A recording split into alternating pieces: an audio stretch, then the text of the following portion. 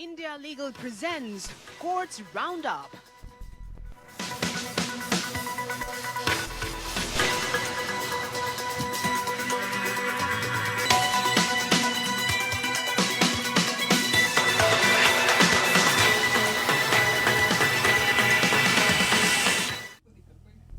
नमस्कार, आप देख रहे हैं हमारी खास पेशकश कोर्ट्स राउंडअप। मैं हूं आपके साथ नेहा दुबे। इस बुलेटिन में अगले आधे घंटे हम आपको कोर्ट से जुड़ी तमाम छोटी बड़े खबरों से करवाएंगे रूबरू।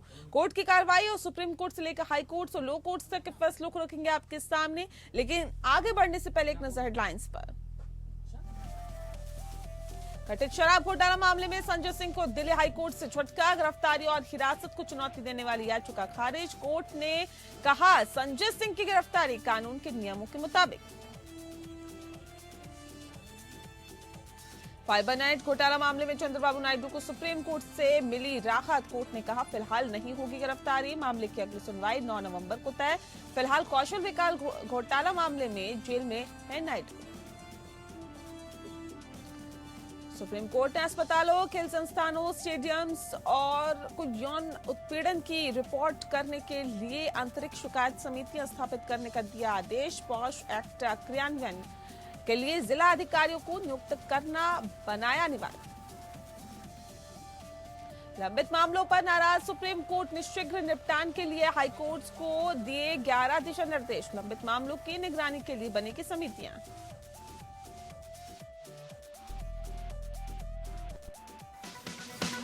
India Legal presents Courts Roundup.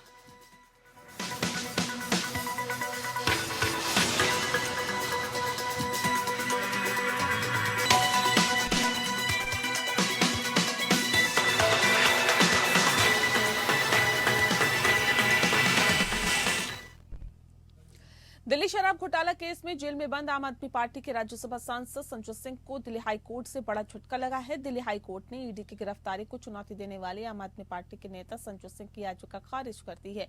इतना ही नहीं, दिल्ली हाईकोर्ट ने कहा है कि संजय सिंह की गिरफ्तारी कानून के नियमों के मुताबिक है।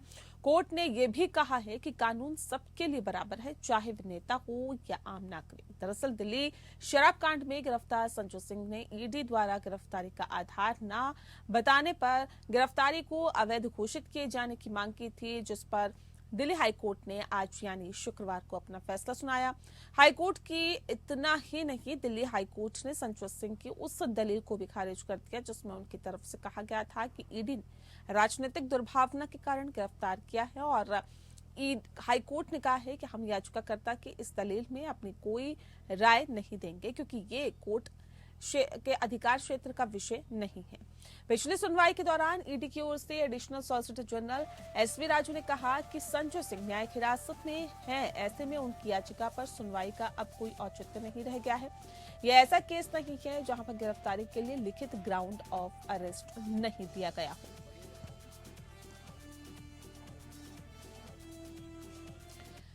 सुप्रीम कोर्ट ने आंध्र के पूर्व मुख्यमंत्री चंद्रबाबू नायडू को कथित फाइबर नेट घोटाला मामले में राहत दी है। कोर्ट ने कहा है कि 9 नवंबर तक नायडू की गिरफ्तारी नहीं होगी। सुप्रीम कोर्ट ने अग्रिम जमानत याचिका पर सुनवाई 9 नवंबर तक स्थगित की है।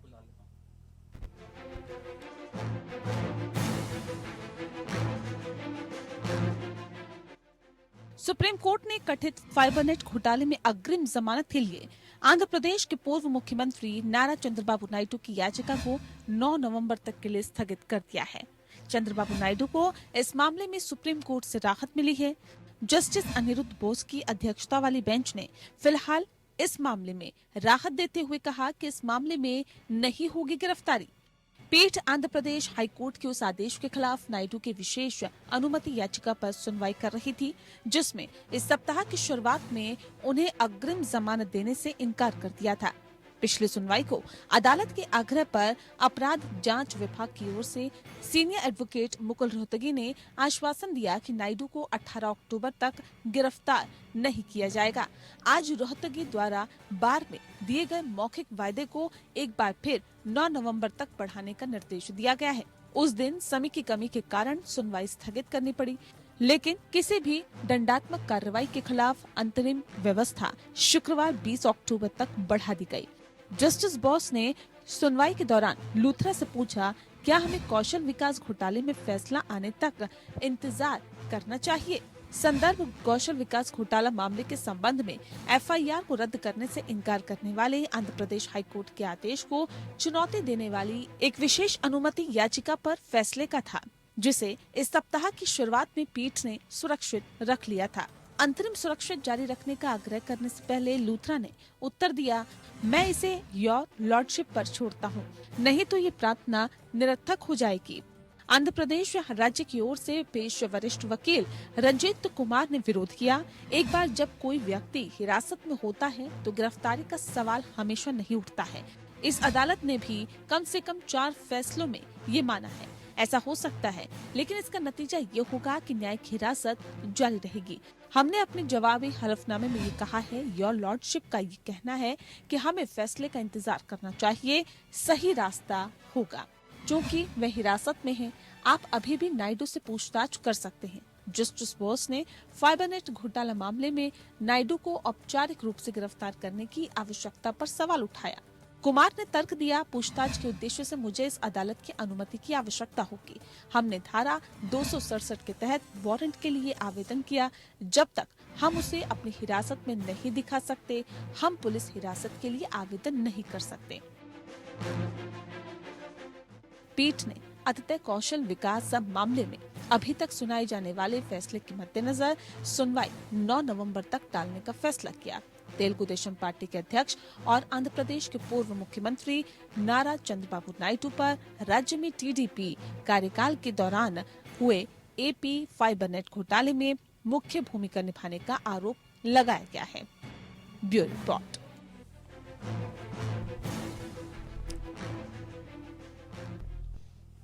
वहीं सुप्रीम कोर्ट ने कार्यस्थल पर यौन उत्पीड़न रोकथाम, निषेध और निवारण अधिनियम या पोक्सो एक्ट के प्रावधानों के प्रभावी कार्यान्वयन को सुनिश्चित करने के लिए केंद्र सरकार और सभी राज्य केंद्र शासित प्रदेश सरकारों को कई निर्देश जारी किए हैं। सुप्रीम कोर्ट ने अस्पतालों, खेल संस्थानों, स्टेडियम्स को यौन उत्पीड़न की रिपोर्ट के लिए आंतरिक शिकायत समितियां स्थापित करने का आदेश दिया है। एक और महत्वपूर्ण अनिवार्य निर्देश है कि राज्यों और केंद्र शासित प्रदेशों को अधिनियम की धारा 5 के अनुसार एक जिलाधिकारी नियुक्त करना होगा। हालांकि धारा 5 कहती है कि उपयुक्त सरकार जिला मजिस्ट्रेट या अतिरिक्त जिला मजिस्ट्रेट या कलेक्टर या डिप्टी कलेक्टर को जिलाधिकारी के रूप में अधिसूचित कर सकती है। न्यायालय ने इसे एक अनिवार्य शर्त के रूप में पढ़ा। हाल ही में बता दें आपको कि जस्टिस एएस बोपन्ना और जस्टिस हिमा कोहली के खंडपीठ ने पोक्सो अधिनियम के कार्यान्वयन को मजबूत करने के लिए दिशा निर्देश जो दिए हैं उसका सेट जारी कर दिया है, जिसमें न्यायालय ने विशेष रूप से NALSA और SLSA और राष्ट्रीय न्यायिक अकादमी और राज्य न्यायिक अकादमियों को अपनी क्षमताओं में कार्यशालाओं और जागरूकता कार्यक्रमों के लिए मॉड्यूल विकसित करने का निर्देश दिया।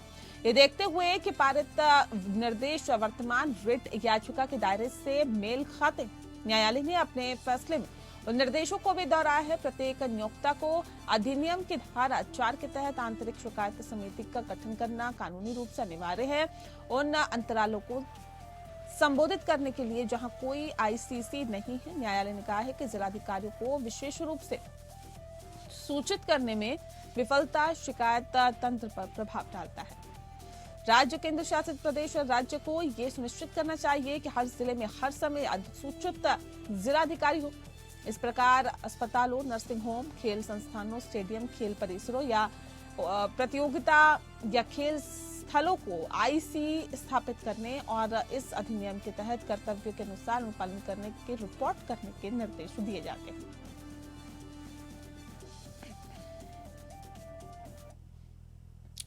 वहीं सुप्रीम कोर्ट ने यौन उत्पीड़न मामले में भारतीय युवा कांग्रेस के अध्यक्ष BV श्रीनिवास को मई 2023 के आदेशों को पूर्ण बनाकर अग्रिम जमानत देती है। इससे पहले आदेश में अदालत ने उन्हें अंतरिम उपाय के रूप में गिरफ्तारी से पहले जमानत दे दी थी।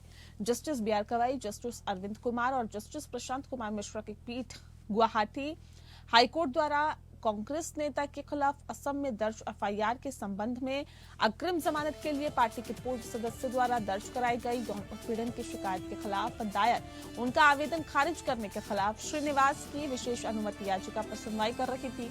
मई में कोर्ट ने उन्हें अग्रिम जमानत दे दी थी। पिछले मौके पर खंडपीठ ने शुरू में अदालत के पहले के आदेश को पूर्ण बनाने का सुझाव दिया था, जब उन्हें बताया गया कि श्रीनिवास ने के निर्देशानुसार जांच में सहयोग किया है। हालांकि राज्य सरकार के वकील के जोर देने के बाद अदालत ने ऐसा कोई आदेश पारित किए बिना सुनवाई स्थगित कर दी।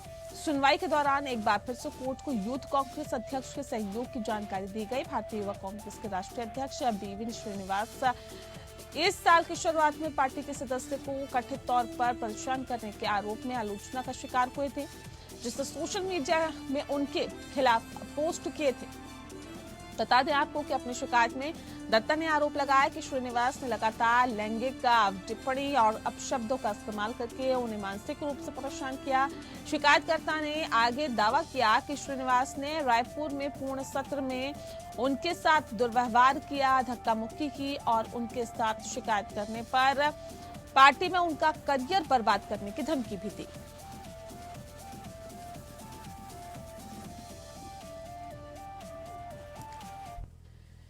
सुप्रीम कोर्ट ने 20 अक्टूबर को केंद्र सरकार और सभी राज्य सरकारों को हाथ से मैला ढोने की प्रथा को पूर्ण उन्मूलन सुनिश्चित करने के लिए स्पष्ट निर्देश जारी किए हैं। इस देश में इस घृणित प्रथा के जारी रहने पर गहरी नाराजगी व्यक्त करते हुए सुप्रीम कोर्ट ने निर्देश दिया है कि सीवर में होने वाली मौतों के मामलों में मुआवजा बढ़ाकर 30 लाख रुपए किया जाना चाहिए। न्यायालय ने सीवर संचालन से उत्पन्न स्थायी दिव्यांगता के मामलों में मुआवजे को बढ़ाकर 20 लाख रुपए करने का निर्देश दिया है और अन्य प्रकार की दिव्यांगता के लिए मुआवजा 10 लाख रुपए से कम नहीं होना चाहिए। जस्टिस एस रविंद्र भट्ट और जस्टिस अरविंद कुमार की खंडपीठ ने मैनुअल स्कैवेंजर्स के रूप में रोजगार पर प्रतिबंध और उनके पुनर्वास अधिनियम 2023 के प्रभावी कार्यान्वयन के लिए केंद्र और राज्य सरकारों को 14 दिशा निर्देश भी जारी किए हैं। खंडपीठ ने पुनर्वास के लिए सक्रिय उपायों का भी निर्देश दिया है। साथ ही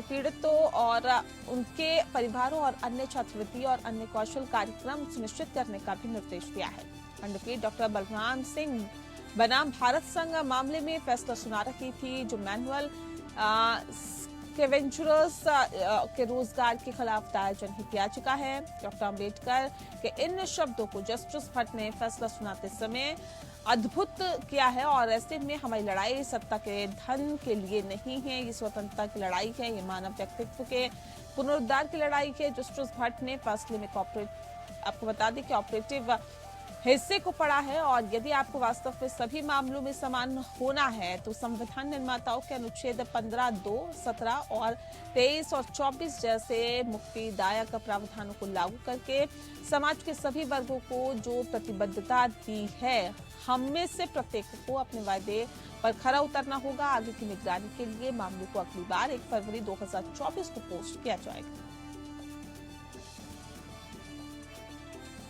गंभीर चिंता व्यक्त करते हुए सुप्रीम कोर्ट ने मामलों का शीघ्र निपटारा सुनिश्चित करने के लिए कई निर्देश जारी किए हैं। जस्टिस एस रविंद्र भट्ट और जस्टिस अरविंद कुमार की खंडपीठ ने त्वरित सुनवाई सुनिश्चित करने और विशेष रूप से 5 साल से अधिक समय से लंबित मामलों के निपटान की निगरानी के लिए हाईकोर्ट को दिशा निर्देश जारी किए हैं। सिविल अपील पर फैसला सुनाते हुए खंडपीठ ने दुख के साथ कहा है कि ट्रायल कोर्ट में मुकदमा 1982 में शुरू हुआ और 43 साल तक चला है। पीठ ने कहा कि उसने राष्ट्रीय न्यायिक डेटा ग्रिड से लंबित मामलों के देशव्यापी आंकड़ों पर गौर किया। साथ ही कहा कि इस मुद्दे के समाधान के लिए बार और बेंच की ओर से संयुक्त प्रयासों की जरूरत है। फैसले में इस बात पर जोर दिया गया कि जब देरी जारी रहेगी तो वादाधिकारियों का न्यायिक व्यवस्था पर से भरोसा उठ जाएगा। जस्टिस अरविंद कुमार ने फैसले के ऑपरेटिव हिस्से को पढ़ते हुए कहा है कि जब कानूनी प्रक्रिया कछुआ गति से चलती है तो वादी निराश हो सकते हैं। हमें ये देखकर दुख होता है कि 50 वर्षों से लंबित कुछ मुकदमे राष्ट्रीय न्यायिक डेटा ग्रिड के अनुसार लंबित भी है। कुछ सबसे पुराने मामले पश्चिम बंगाल, यूपी में हैं और महाराष्ट्र में जो 65 वर्ष से अधिक पुराने हैं। जस्टिस कुमार ने कहा कि कुल 11 निर्देश जारी किए गए हैं। लंबित मामलों की निगरानी के लिए समितियां बनाने के लिए हाईकोर्ट के चीफ जस्टिस को निर्देश जारी किए गए हैं। समिति हर महीने में कम से कम एक बार बैठक करेगी और पुराने मामले खासकर 5 साल से अधिक मामलों से अधिक समय से लंबित मामलों की निगरानी भी करेगी। सुप्रीम कोर्ट के महासचिव को निर्णय को सभी हाई कोर्ट में प्रसारित करने का निर्देश दिया गया है।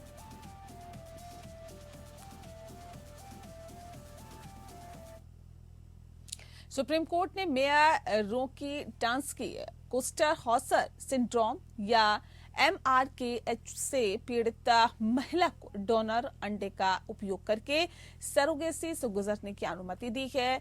MRKH सिंड्रोम ऐसी स्थिति है जो उसे अंडे पैदा करने से रोकती है। सुप्रीम कोर्ट ने हालांकि याचिकाकर्ता के संबंध में सरोगेसी नियमों में हालिया संशोधन के संचालन पर रोक लगाकर ऐसा किया है। वहीं मार्च 2023 में पेश किया गया संशोधन इच्छुक जोड़े की गर्भकालीन सरोगेसी के लिए दाता अंडे के उपयोग पर प्रतिबंध लगाता है। सरोगेसी नियम जो है आपको बता दें, आपको 7 किप्स पठित फॉर्म 2 में पेश किया गया नया संशोधन निर्दिष्ट करता है कि दाता अंडे का उपयोग इच्छुक जोड़े की गर्भकालीन सरोगेसी के लिए नहीं किया जा सकता है। पिछले हफ्ते कोर्ट ने कहा था कि इस बात पर जोर देना कि गर्भकालीन सरोगेसी के लिए इच्छुक जोड़े के केवल अंडे और शुक्राणु का उपयोग किया जा सकता है प्रथम दृष्टया सरोगेसी विनियमन नियम के खिलाफ है। Justice B.V. नागरत्ना और जस्टिस उज्जवल भुइया की खंडपीठ जन्मजात विकार से पीड़ित विवाहित महिलाओं द्वारा दायर याचिकाओं पर विचार कर रही है, जो कि गर्भकालीन सरोगेसी के माध्यम से जैविक मातृत्व प्राप्त करना चाहती है।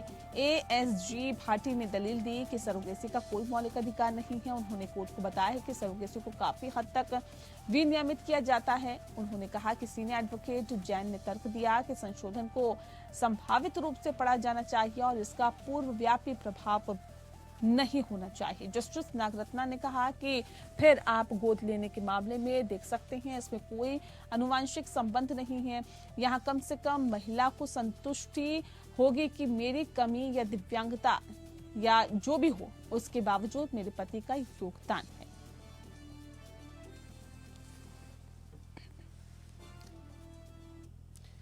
वहीं सुप्रीम कोर्ट ने गुरुवार को 3 महीने की बच्ची के अपहरण, बलात्कार और हत्या के आरोपी व्यक्ति को दोषी सिद्धि और मौत की सजा को ये कहते हुए रद्द कर दिया कि उसे अपने बचाव करने का उचित अवसर नहीं दिया गया।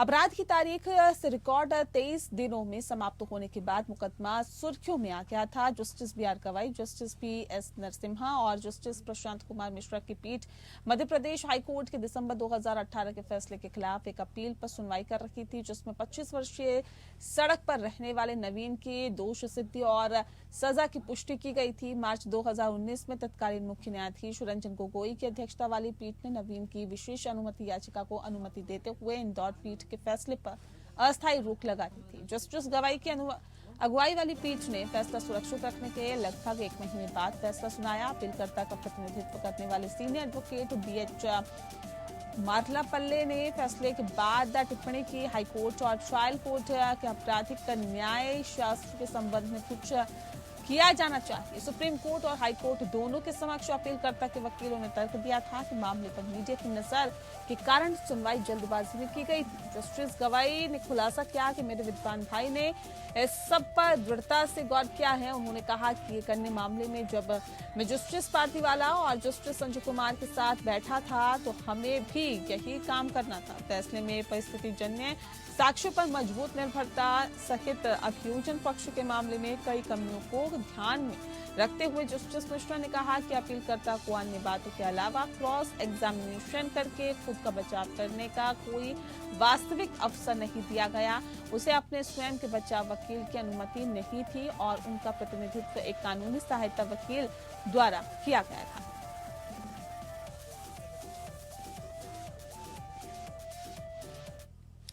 राजस्थान हाईकोर्ट ने एक केस की सुनवाई में याचिकाकर्ता पर कैविएट को डॉक्यूमेंट न देने पर 2000 रुपए का जुर्माना लगाया है। कोर्ट का मानना था कि याचिकाकर्ता ने जानबूझकर प्रतिवादी कर्मचारी को एडवांस कॉपी नहीं दी है और कोर्ट ने याचिकाकर्ता की इस चूक पर उसे जुर्माना भरने का आदेश दिया। जस्टिस सुदेश बंसल की एकल न्यायाधीश पीठ ने कहा है कि याचिकाकर्ता कैविएट को याचिका की एडवांस कॉपी देने के लिए बाध्य था। हाईकोर्ट ने याचिका की कॉपी कैविएट को प्राप्त न होने से मामले को स्थगित स्थगित किया और पीठ ने कहा था कि प्रतिवादी कर्मचारी की ओर से वर्तमान मामले में 3 सितंबर को एक कैविएट दायर किया गया था, जो कि फाइल के साथ ही अटैच है और याचिकाकर्ता के विद्वान वकील ने भी कैविएट नोटिस की प्राप्ति के बारे में विवाद नहीं किया।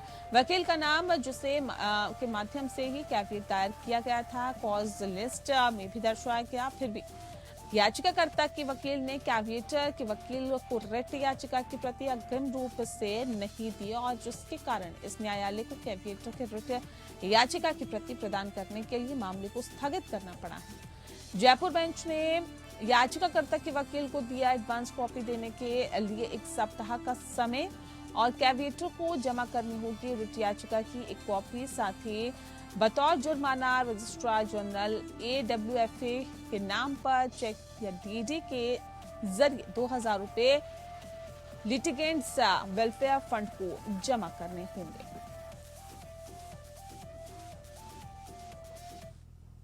इसी के साथ फिलहाल इस बुलेटिन में इतना ही। मुझे दीजिए इजाजत। नमस्कार। India Legal presents Courts Roundup.